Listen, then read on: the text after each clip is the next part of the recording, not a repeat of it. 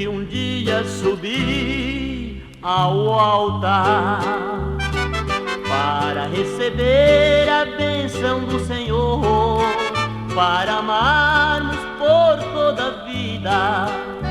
Perante a lei divina eu jurei e ela também jurou, para enfeitar nosso lar de amor. Nossos filhos nasceram então, mas o destino malvado destruiu nosso lar tão sagrado, nos ditando a separação.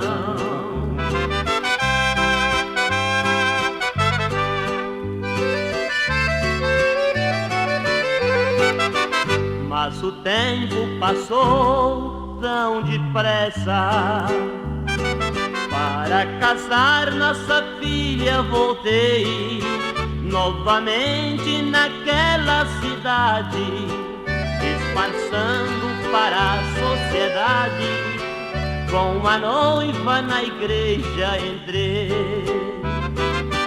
Nossa filha vestida de branco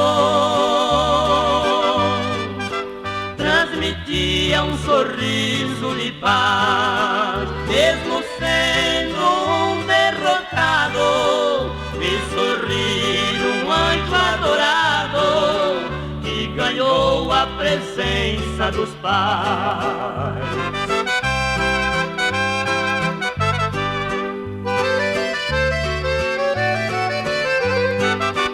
Mas o tempo passou tão depressa, para casar nossa filha voltei novamente naquela cidade, esparçando para a sociedade, com minha esposa no altar eu fiquei.